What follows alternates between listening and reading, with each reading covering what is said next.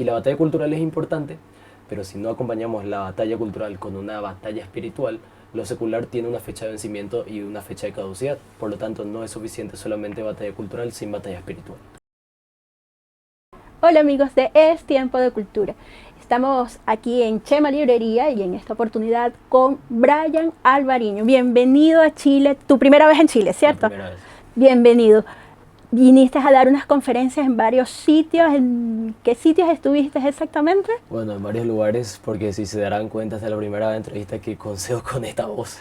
Así que hemos estado en varias ciudades, entre ellas Concepción, Valdivia, 2 conferencias que hicimos en Santiago y Santiago Centro, y también en Viña del Mar. Así que bueno, fue una semana muy intensa, pero gracias a Dios muy fructífera.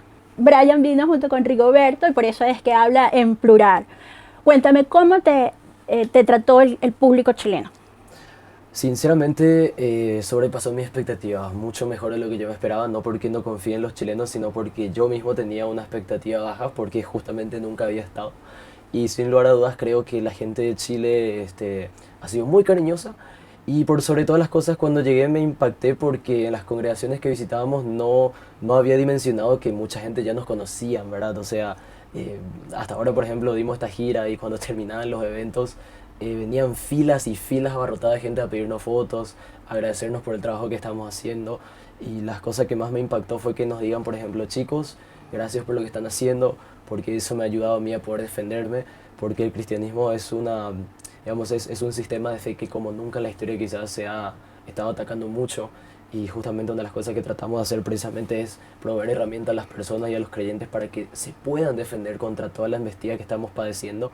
Entonces, cuando ellos nos dicen eso, para mí es un cumplido porque siento que realmente mi labor está valiendo. Entonces, cuando las personas se nos acercaban con ese corazón de gratitud, para mí era algo que no tenía precio. Y por eso es que con la gente de Chile estoy demasiado grato, estoy bastante agradecido y sinceramente, como dije recién, ha sobrepasado mi expectativa. Eres bastante joven, sin embargo, ya eres arquitecto, ¿cierto? Pregunta, dentro de las materias que te dieron en la universidad para graduarte de arquitecto, ¿te dieron alguna que te acercara al conocimiento de Dios? Realmente no necesariamente, sin embargo, hay algunas materias de apoyo que sí tienen mucho que ver con la historia, ya que el conocimiento de Dios y el trasfondo que yo le doy a mis conferencias muchas veces tiene que ver con la historicidad, porque como me aboco a estudiar la historicidad de Jesús, cuando abarcamos historicidad de la arquitectura implica historia universal contemporánea. Y cuando estudias la historia de por sí como disciplina, indistintamente a la carrera que uno siga, te toca ser muy abarcativo en temas de cultura general. Entonces eso te sirve como una base para muchas disciplinas, entre las cuales puede ser la antropología, la ciencia social en general, la arquitectura, la teología. E incluso cuando me detengo a estudiar la historia de la arquitectura, tengo mucho que estudiar sobre arte, y muchas veces la historia de la teología tiene que ver con el arte precisamente.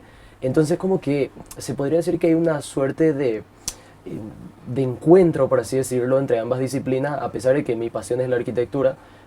A pesar de que estoy en esto de las giras, de escribir un libro con Rigoberto justamente, de estar en este asunto de defender la fe, también podría comentar de que la arquitectura, yo hasta hoy día sigo dando asesorías, clases personalizadas a personas de colegios técnicos, gente que estudia arquitectura.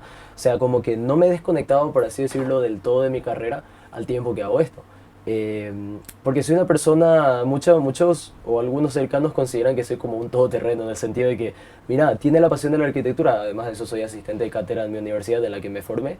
¿Cuál es la Eh, universidad? es la Universidad Americana de Asunción, en donde asisto a arquitectos profesionales con muchísima trayectoria, y en paralelo hago todo esto que ustedes, que es la razón por la que me entrevistan, que son los contenidos en internet, en donde hacemos defensa de Jesús. Y hacer una defensa de Jesús implica que estudies muchas disciplinas, entre ellas algunas en común con mi formación profesional, como lo es la historia, por ejemplo.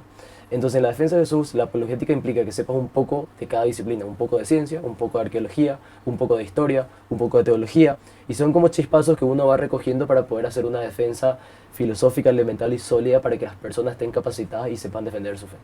Sí, pero eso está muy bueno cuando ya tienes cierta edad y puedes tener ciertos criterios. Pero ¿cómo acercamos a Dios a los niños desde la escuela? Yo pienso que son varios temas de los cuales agarrarnos para responder eso. Primero que nada, que en el sistema educativo tradicional, tal como está establecido, no existe, digamos, por así decirlo, la estimulación del pensamiento. No importa si se habla de una facultad, sea de medicina, de leyes, de arquitectura, de ingeniería, las facultades y la mayoría de los centros de estudios y la mayoría de las academias de hoy en este sistema, no le preparan a las personas a pensar, les preparan a las personas para obedecer y ser buenos empleados, nunca para ser personas que realmente trasciendan, esa es la realidad. Entonces, indistintamente a que uno esté en Argentina, Brasil, incluso en los países del primer mundo, porque este sistema educativo, yo tengo una teoría que no me detendré a explicar porque llevaría mucho tiempo, pero esto está pensado y programado para que los ciudadanos sean seres esclavos permanentes. Entonces como que no podemos esperar, no quiero generalizar tampoco, ¿verdad? Porque hay muchos docentes válidos que son rescatables. Sin embargo, pienso que para que se le estimule a los niños, creo que tiene que haber una reforma en cuanto al sistema de transmisión de información. Por eso es que la mayoría de los docentes, a mi modo de ver, toman su trabajo de docencia solamente por el hecho de que sea una salida laboral rápida y no precisamente por tener la vocación de enseñar. Entonces, si tenemos una generación de niños que necesita aprender de la fe, se necesitan dos cosas. Primero, poner el conocimiento correcto en las academias sin parcializarlas. Y segundo, tener dentro de esas academias docentes que verdaderamente tengan la vocación de enseñanza, porque por eso es que la mayoría de la audiencia cuando vea esto se va a sentir identificada si les digo, ¿cuántos docentes a lo largo de toda tu vida académica te han marcado? Y probablemente me van a decir uno, dos o máximo tres si es que tienes suerte. Y justamente ¿por qué pasa eso? Por el sistema educativo que está establecido, como te comenté recién, y segundo, porque la mayoría de los docentes, no todos, toman su tarea de la docencia como una salida laboral y no como una orientación vocacional para transmitir información. Entonces, lo tercero que te diría es que para transmitirle a los niños, nuestro deseo con Rigoberto, de hecho, es recurrir a una persona lo suficientemente preparada, lo hábilmente pedagógica como para bajar la información que nosotros transmitimos de una manera ilustrativa, como una ilustración uso. Si yo le quiero enseñar Biblia a un niño, no le puedo leer literalmente un libro como tal, como por ejemplo lo tenemos acá, porque un niño por lo general todavía no tiene la capacidad de leer textos y menos con un libro como la Biblia, que son más de medio centenar de libros. En una situación así necesitas ilustración, necesitas animación. Entonces eso queremos hacer justamente con nosotros, transmitir también la apologética de una manera ilustrada. Entonces con esos tres parámetros yo diría que sería esencial si queremos rescatar a los niños de nuestra era para transmitir una defensa de la fe de una manera que sea realmente efectiva. Por ahora vamos a unos comerciales y ya regresamos. Tu aporte mensual es esencial para mantenernos en funcionamiento y seguir generando contenido relevante. Chema Librería, en el Caracol de Razabal, local 310B. Somos Pebar Constructora. Seriedad, calidad y confianza para su hogar y proyecto. Y regresamos con Brian. Brian, cuéntame, ¿qué edad tenías cuando te diste cuenta de la existencia de Dios? Bueno, quizás desde que tenga uso de razón, pero lo que verdaderamente me despertó, por así decirlo, para tomar conciencia sobre Dios y sobre su defensa, fue verdaderamente cuando yo estaba en la adolescencia de camino a la juventud y comencé a tener crisis de fe, en donde yo me preguntaba si verdaderamente todo lo que yo creía no resultaba ser una farsa o una pérdida de tiempo y si verdaderamente todo esto tenía algún sustento más allá de utilizar la Biblia, porque como casi siempre a lo largo de mi vida como estudiante me relacioné con gente creyente y no creyente, los no creyentes comienzan a cuestionar y yo digo, ¿cómo le puedo explicar mi fe a una persona que no acepta como tal la autoridad divina de la Biblia? Entonces, no le puedo demostrar la existencia de Dios con un pasaje bíblico porque desautoriza la Biblia de buenas primeras. Entonces, a partir de los 15, 16, 17 años, comienzo a tener como, por así decirlo, un peso, una inquietud en mi corazón de, bueno, quisiera defender esto y hacerlo con buenos fundamentos. Y allí cuando comienzo a investigar la historicidad de Jesús y la existencia de Dios a partir de personas que verdaderamente se dedicaron prácticamente toda su vida al estudio y a la investigación sobre los fundamentos de la fe cristiana, es donde yo hago clic y digo, bueno, son muy buenos fundamentos, me pongo a investigar, me pongo a leer, busco autores paralelos para no creerme todo a uno solo y me empiezo a dar cuenta que tenían muchos elementos en común. Lee Strobel, Josh McDowell, Anthony Flew, entre otros, a los que yo al intentar interiorizarme en sus obras me doy cuenta que sobre la historicidad de Jesús hay muchos elementos en común, entre ellos Ray Comfort, otro apologista muy destacado, y me empiezo a dar cuenta que había muy buenos fundamentos. Creo que eso arrancó antes de mi mayoría de edad, antes de los 18 años, entre los 15 y 16 más o menos. Y si yo te preguntara qué pasajes de la Biblia puedo consultar para ver el fenómeno de la historicidad de Jesús, ¿me Bueno, podrías contestar? a los cristianos esto se anuncia en el profeta, o sea, en el libro de Isaías, el profeta Isaías lo anuncia en el capítulo 7 en el Antiguo Testamento y esto se termina complementando con los evangelistas, si no me estoy equivocando, Mateo y Lucas. Lucas fue el primer evangelista científico, por decirlo de alguna manera, que confirma todas las revisiones o las profecías, por así decirlo, que lo realizó Isaías siglos antes de la existencia de Jesús. Entonces, eso yo le comento a una persona que va a la iglesia y te lo va a aceptar porque ellos aceptan la autoridad de la Biblia. Entonces, esto mismo yo le quise explicar a la gente que está afuera y utilizar la Biblia era una desautorización de buenas a primeras. Entonces tuve que buscar fuentes no cristianas para explicarle la historicidad de Jesús y resultaron existir muchos. Entre ellos, los documentos oficiales y originales de historiadores judíos como Plinio el Joven, como Plinio el Menor, como Cornelio Tácito, como Dámaso, como Flavio Josefo, entre otros, que hablaron de la resurrección y de la historicidad de un tal Cristo que vivió en la zona Oriente Próximo hace 2000 años y ellos, sin creer en el Mesías, hablaron de todo esto y con eso uno puede sacar muchas conclusiones importantes. Venimos de Occidente, nuestra cultura es occidental, sin embargo, se supone que somos creyentes, cristianos, ya sea católicos o protestantes. Sin embargo, hay familias donde no hay, en casa no está la Biblia. Tú podrías hacer un llamado a que si parte de ser creyente, de poder saber de Jesús, el primer libro tendría que ser la Biblia. Yo creo que la mayoría de las personas en Occidente tienen una Biblia en su sala o en su living, no sé, de acuerdo al país en el que vean esta entrevista, pero la entrada de un hogar siempre es una sala o un living, y sí o sí tienen armarios llenos de libros la mayoría. Yo creo que sí o sí tienen una Biblia escondida que la tienen que desempolvar, es que probablemente está ahí. Yo lo que diría, o sea, no soy una persona que acostumbra a dar consejos, como siempre digo, prefiero recibirlo yo. Sin embargo, yo citaría a Billy Graham cuando él dio 3 consejos importantes que me son muy importantes y útiles para esta época. El primero es lo siguiente: lee tu Biblia todos los días. ¿Por qué? Porque la Biblia es comida, es alimento para el espíritu.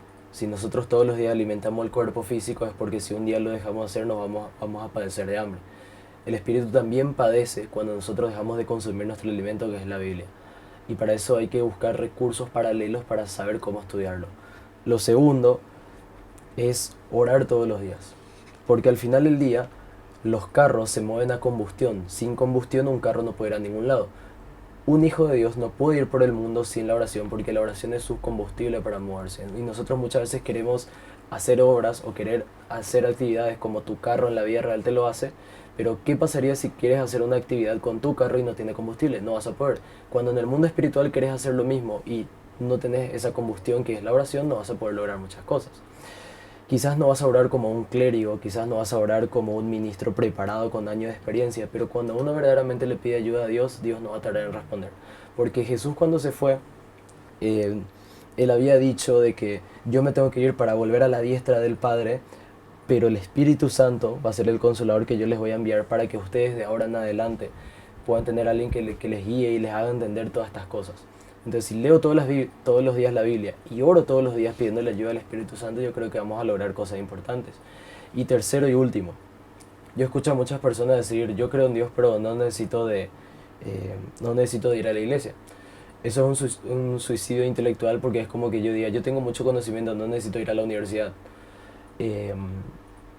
Cometemos suicidio intelectual porque entendemos que Dios nos llama a congregarnos, seamos católicos, protestantes, o sea, nosotros necesitamos una comunidad de personas con quienes necesitamos crecer. Y yo les sugeriría a las personas, de acuerdo en el lugar en el que viven, busquen una iglesia donde Cristo sea el centro de la predicación, donde Cristo sea anunciado, donde se predica a Cristo resucitado, no un Cristo que te quiere bendecir, que te va a decir como sos un campeón, yo te quiero levantar, yo tengo un plan para vos, sino que un Cristo que verdaderamente murió por todos nosotros, que si bien tiene un plan para nuestra vida, pero El milagro más grande de una persona no es su sanidad física o su sanidad mental. El milagro más grande que puede haber en una persona es renunciar a su vieja naturaleza y aceptar que puede ser transformado por la gracia de Cristo y dejarle a Jesús que entre a su corazón. Ese es un milagro ya de por sí, que muchas veces no lo dimensionamos porque estamos empapados de un montón de conceptos que no nos sirven para nada muchas veces. Entonces yo creo que si uno va a una comunidad de Cristo siendo anunciado, creo que es lo más importante. Ya, se nos está acabando el tiempo. Cuéntame una cosa, con todas estas ideologías que creo que tienen en común el hecho de que sacan a Dios, todas esas personas que creen en una u otra ideología, a veces en todas, lo primero que hacen es sacar a Dios de su corazón. ¿Ok? Ahorita que tú nombrabas. ¿En qué momento de la historia crees que el hombre ha sacado a Dios de su corazón?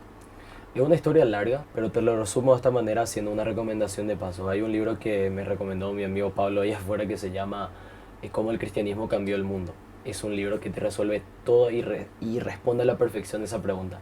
Pero esto se terminó en la época del racionalismo, donde pasamos al antropocentrismo, el humano como centro de todo y Dios siendo ya una mitología más. Pero eso ocurrió en la época del siglo XVI con el Renacimiento. Y de allí, básicamente, el secularismo llega hasta nuestros días. Como te digo, es largo, se resume así en una o dos oraciones. Y yo diría que esa es la razón principal, no diría una de las tantas razones, es la principal. Hay muchos factores, obviamente, pero esa es la razón principal por la que Occidente está decayendo muy rápidamente. Y la batalla cultural es importante, pero si no acompañamos la batalla cultural con una batalla espiritual, lo secular tiene una fecha de vencimiento y una fecha de caducidad. Por lo tanto, no es suficiente solamente batalla cultural sin batalla espiritual. Claro, porque la batalla es cultural, la guerra es espiritual. Toda la vida. Entonces, por último, si tuvieras la oportunidad de entrevistar a Jesucristo, ¿qué le preguntarías? ¿Por qué nos amó tanto? Y porque sinceramente yo hasta ahora no puedo entender. Hay muchas cosas que yo no me sé responder a mí mismo. Porque yo miro mi vida y digo, le he fallado tanto, he cometido tantas cosas feas a lo largo de mi vida, que yo no puedo creer que siendo lo que soy, Él haya tenido la gracia de agarrar y permitirse a sí mismo ser torturado con la peor manera en la que se podía sacrificar a un ser en el Imperio Romano, que era la crucifixión.